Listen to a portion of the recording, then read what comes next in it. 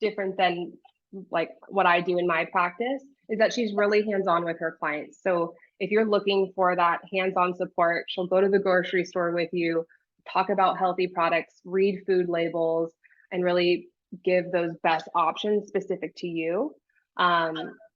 And outside of that, we're going to talk specifically about menopause today, hormone balancing.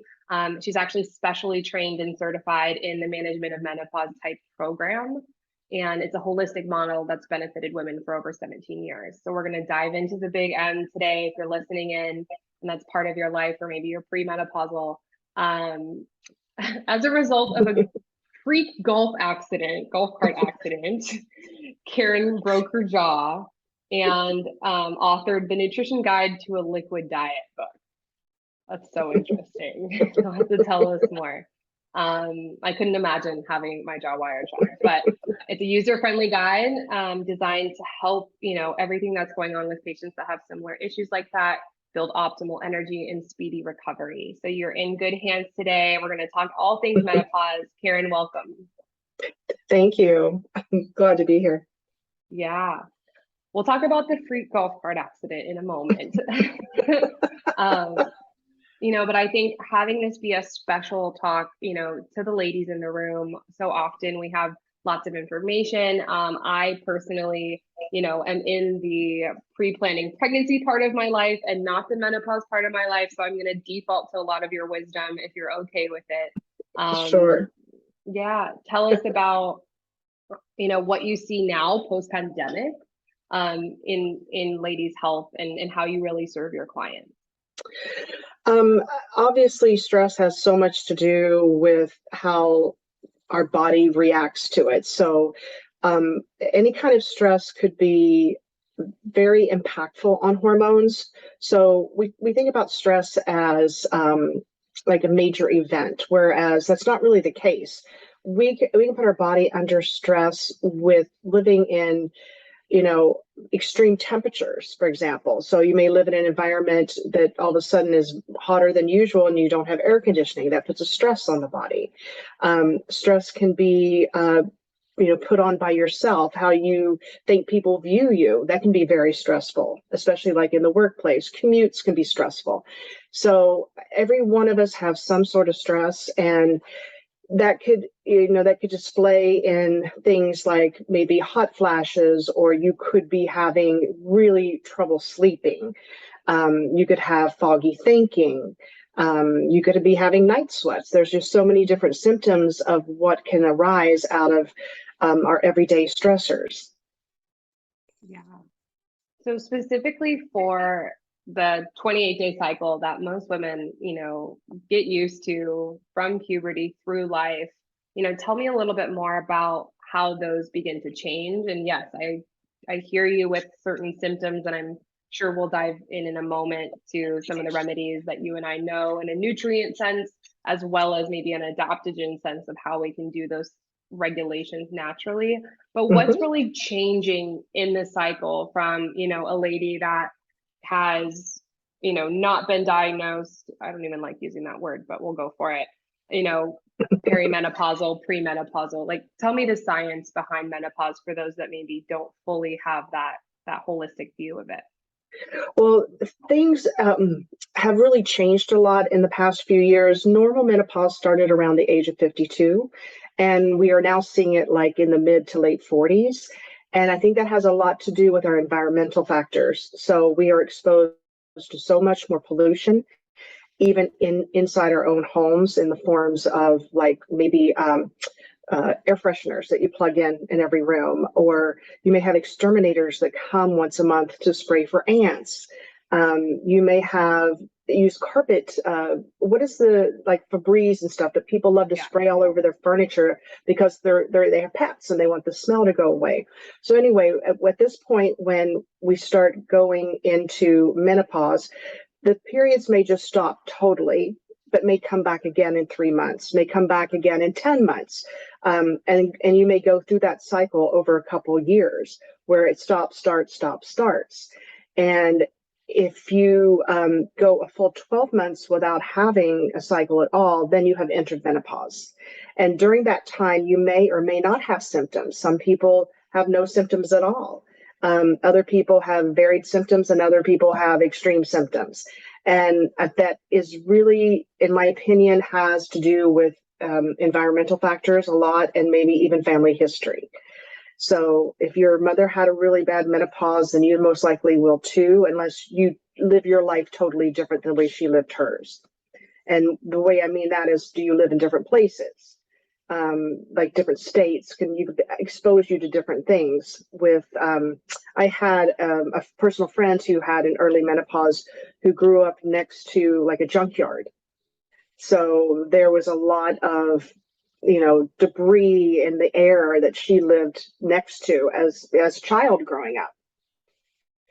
And so with going into menopause, there are several things that you can do, which is um, fish oil supplements are extremely good for going into menopause, especially DHA.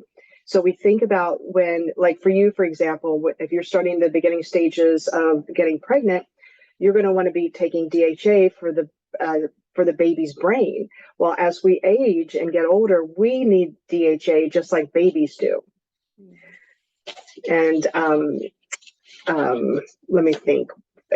For example, addressing stress. So we can absolutely use different types of supplements, like herbal supplements that can help with your adrenal glands, because when your adrenal glands are over stressed, they affect your estrogen, your progesterone, and your testosterone. Yeah, I want to rewind just briefly before we dive full into supplements, because a lot of you may be listening right now and go, well, how do I know if it's an adrenal thing? How do I know if it's my age? How do I know, if I live in a city with airplanes flying over me? And what I've noticed, and why I brought Karen, to this community, is because we actually both went to the same university. And so we see toxins in a certain way. And so I want to talk really quickly about endocrine disrupting chemicals, which is what you're talking about in the Febreze, in, maybe some, not so safe beauty products. And that, these chemicals are really impartial things that can bind to fat cells. And then, they don't necessarily detox very easily. And you might be going, okay, well, yeah, I have vegan face wash because I want to save the planet. But like that might not necessarily be an endocrine disruptor. And so I think, on this health journey, wherever you're at, being intentional with what you're putting in those bodies, and really just saying, can my body process this? Can it clean it up? And if there's, chances I can take, if I'm feeling a lot of that fatigue, if I cut out some of those harsher products, do I feel better? And can you just kind of elaborate on endocrine disrupting chemicals, or maybe some of the things you find in your shopping, trips with people that people don't really think about? Absolutely. I mean, especially going through the pandemic, we were all slathered in hand sanitizers. And not too long ago, maybe 2-3 years ago, the FDA banned triclosan in hand soap that we purchase in the store, but they have not banned it in public places. So if you go into a restaurant restroom, or you work in, say, a medical environment where you're constantly using hand sanitizers, you are going to be exposed to triclosan, and that's a chemical that kills germs, but so does alcohol, and so does other non-toxic chemicals. But triclosan can raise testosterone. So I'll give you an example of a client that I had many years ago who had elevated testosterone. We took a saliva test, and her testosterone was off the roof. Now, this woman, she knew about toxins. She knows about clean eating. She's a chiropractor. Um, she was not at all naive about any of these things. Well, we narrowed it down to she was exposed to triclosan every single day, multiple times when she wiped down her bed after each patient. Oh, wow. So that was one thing. And then I think the number one endocrine disruptor is fragrance, just pure fragrance. There's over 2,000 chemicals that are allowed to be used in our body care products. And companies do not have to tell you what they're using because their scents are considered proprietary. So, yeah. So you don't know what chemical they're using to mix and match to get that particular fragrance. So if you look at a label and you're seeing the ingredients are separated by commas, if you see, like, for example, water, comma, fragrance, comma, you know that's a chemical right there. But if it says something like natural lavender fragrance, that is natural and that's fine. But the word fragrance, and you will find that in so many things. Another thing, I want to step back to the triclosan. Not only in hand sanitizers, but triclosan can be in toothpaste and mouthwash. Think of anything that you use or wear that may say antimicrobial or antibacterial. And even workout clothes that say antibacterial, you're in the gym and sweating, and you could be absorbing triclosan through your clothes. Antimicrobial cutting boards that you use to cut food on, that's another thing. And then fragrance, of course, is just not in body care products, but you may see it in air fresheners or, one of the biggest endocrine disruptors is a new car smell. If I really urge your listeners to, next time you walk past a car that's new, you'll see that there's a white sticker on the driver's side, and it is a warning. It is a warning that the chemicals, or what are they, I forget the wording of it, but the plastic in the carpet is emitting chemicals that are can change the endocrine system. They don't say endocrine system, but can, they just said about fertility, I think. Yeah, I am. So it's funny you say that. I play that like dance with this problem, I guess, because you at some point you have to live your life. And right. I don't want to get too opinionated, and I want to stay focused on menopause. But like, I'm the kind of girl where if my car is hot, like I'm instantly rolling down the windows. Like I'm a little bit scared of that internal air. And so if that's a new tip for you, now you know that. And I've tested this. Like my whole health journey started with bad skin. And so we had to pull products out, chemicals out, fragrances out really early, because that was just like naturally the thing to do. And as I've gotten healthier, I've been like, oh, well, like I really like that smell. And someone gave it to me as a gift. And you have your journey. You're still making those decisions. You still have free will. And right. It's interesting how I do feel more worn down, or I am sick more often when I have some of those toxicity and chemicals, and I'm not cleansing on, a quarterly or, annual basis. And I think it's just really it's more about purification than it is hitting, a weight loss target or being your best mood during menopause. I want everyone to really remember that they're natural beings, and this homeostasis is turning over, but we've got to get out of the way. True. Very true. So, yeah, I feel like I know the name of that chemical, but I don't want to botch it. So I'm pretty sure it starts with a B. BPA? No, I think it's benzophine that's in the cars and chemicals and things, and that's what leaches. Okay. We could talk science forever. So I'm going to narrow it back down for our listeners. Specifically for menopause, I want to talk about bioidentical hormones. This might put you on the spot, but I'm just so curious because I hear a lot of different things, and I know it's a lady's choice. Do you have an opinion about that? I really, that's out of my scope of practice because I'm not allowed to use bioidenticals or recommend bioidenticals. But with that said, if I work with somebody if they're going to go the natural route by using like supplements as opposed to a medication, and it doesn't work, then I would recommend that they see like a homeopathic doctor who can prescribe those and dose them for that specific person. I'm strongly against the medication that you get that's synthetic, like Premarin, and those are made like in one dose, and it can be very harmful. I mean, when it comes to hormones, men or women, if you're going to be taking bioidenticals, it needs to be dosed to your personal need. What you need is totally different than what I need. Yeah, thank you for that education and leaving it right there. So talk to me a little bit about, the clients that come to you, they're experiencing menopause symptoms, and then I imagine working with you and realizing, how much of that is, stress regulation, how much of it is, the body's aging process. What does that, first couple months with you look like? So we start with doing a hormone test, and it's a saliva test, and it looks at all the steroid hormones. So we get the 3 estrogens, progesterone, testosterone, DHEA, and then we get 4 readings of the adrenals from, morning, noon, evening, and nighttime. And 9 times out of 10, everyone comes back with weak adrenals. And that's just life. It's like the older you are, the more stress you've gone through and been through. But someone may, decide they want to come see me because they could be dealing with excessive facial hair or maybe acne. That could be that they have such low progesterone or estrogen. Not necessarily they have high testosterone, but maybe testosterone is the only hormone that is working, and the rest are flatlined. So you start to express things like facial hair and acne.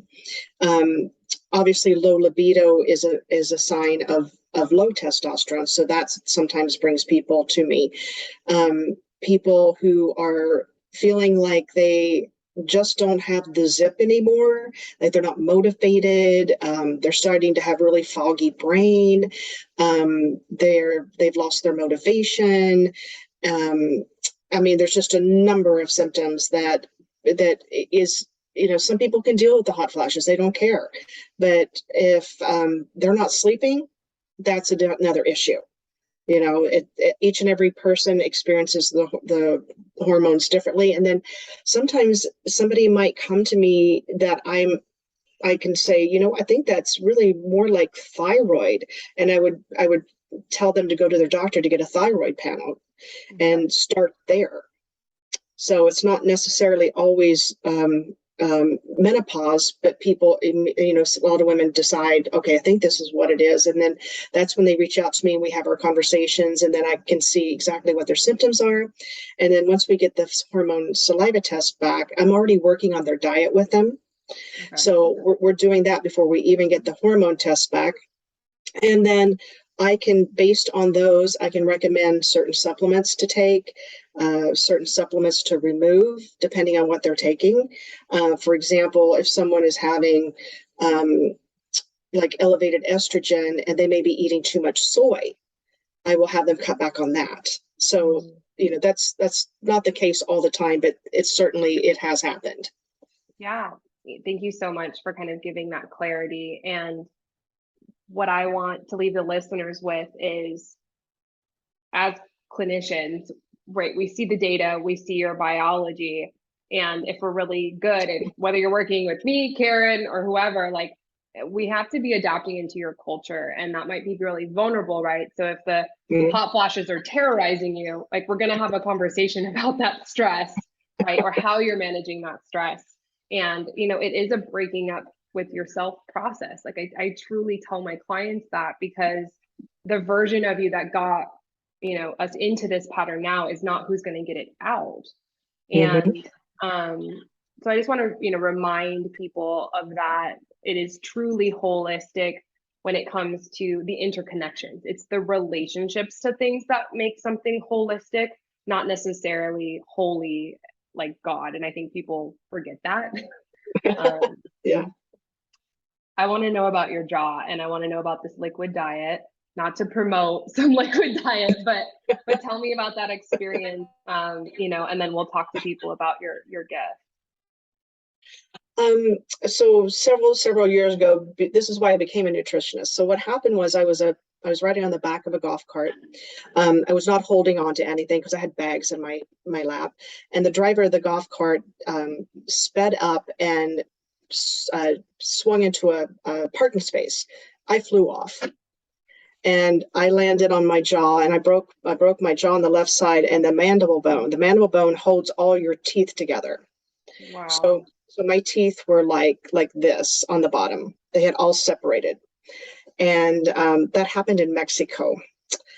So I ended up being brought over. I wasn't in San Diego at the time, so ended up being brought over to San Diego and sent to Scripps Memorial. And the biggest problem of everything, besides being claustrophobic and having your mouth wired shut, is just extremely terrifying. The doctors had no advice on how to nourish myself. I mean, I had a maxillofacial surgeon. When I got back to where I lived, I ended up going to an endodontist, a periodontist, a regular dentist, a repair, braces all over. But through all this, all they told me to do was drink Ensure. Now, I got a can of Ensure, whatever, a box of it or whatever, and I can tell you that the inside of my mouth, now I'm wired shut, so I can't brush my teeth. I can't get back in there to brush my tongue. Everything inside my mouth was coated like in this film. It was disgusting. So that time I did not know what, if I knew then what I knew now, that would have been a breeze. But so I was going to Jamba Juice. I was drinking a lot of tomato soup because I couldn't chew and everything had to go through my teeth. And so I was just like on a high from the sugar, from the Jamba Juices and the tomato soup. And oh my gosh. So when all was said and done, I was like, I was sitting at the kitchen table and I looked at my husband and I said, I'm actually pretty lucky. Wow. And I'm like, because I could have broke my neck. Yeah. I could have broke my neck. And so I thought, I was working a corporate job at the time. And I just thought, I just have to do something else. I don't like what I'm doing. I don't like managing people. I don't like doing finance. And that's, the division I was in. I was like, oh, I'm just going to try something else. So I spent the next several months, just trying to figure out what I wanted to do. I always loved nutrition. I love to cook, all those things, and just started, looking for different schools. That's how I ended up at Hawthorne. And then eventually I created a liquid diet cookbook, but it's meant for people who have, like, say, for example, not maybe even a broken jaw, but maybe some dental work. Yeah. That they can't chew for a while, or maybe they recently got implants or something. So it's meant for people that are having a hard time chewing, but still need to nourish themselves. Yeah, I think that's huge. I mean, I even go through bouts of TMJ and there's days that just like it doesn't make sense, or, I'm not really like a cracker kind of person, Right. in the sense of eating crackers and stuff. And so, what I want to leave people with is immense gratitude. This initial airing is going out like right during the holidays. And so just right as you're eating that Thanksgiving meal, like let's remember that the planet is bringing, these powerful foods into our life. We have a good relationship with those foods that we're eating, and we're grateful that we can even chew them and that that's easy. And I'm going to think about your story because I didn't know that, but I mean, we're close, but I didn't realize that was part of that. So thanks for being vulnerable. One last thing, when this happened, it was right before Thanksgiving. So I was wired shut through the holidays, and I never realized how much food is advertised to us. I mean, I saw it on the side of buses. I saw it in commercials. Everywhere I looked, it was food, food, food, food, food. And I couldn't have any of it. Yeah, that's a conversation that you and I will have, in a separate holistic awareness podcast or something. Yeah. So again, thank you for talking about the big M, for educating, our ladies that are in that phase of life, but then hormones in general, is really important. Tell us how you can kind of like get started working with you, what you want to give our community for this series. If you go to my website and click on services and scroll down a little bit, you'll see there's a questionnaire that you can complete. There's one for men and one for women. So click whichever one is for you. It asks about 4 questions and asks for your name and email, and somewhere around, like say after your first name, put where you heard, put well-fed warrior, so I know that that's you. Once I get that, I will email you and we'll set up a 15-minute free consultation to go over your questionnaire that you took. Yeah, I think that's great. I love using questionnaires because it allows you to have that special time kind of with yourself. like Right. answering these, you're like, wow, I never thought about that. But then it's the perfect way to kind of tee up a conversation so you can have those questions asked. Karen, your time's really valuable. So I know that, you know, that 15-minute consultation can really move the needle for people, especially in that, you know, sensitive time of Mhm. life. So thank you for offering that. Oh, you're welcome. Thank you. Awesome. Well, we're going to wrap up this episode. I'm so happy to have showcased everything that goes around the big M, some of the things on bioidenticals or not, or definitely not synthetics in any sign of form. If you're in the room with Karen and I, no, just kidding.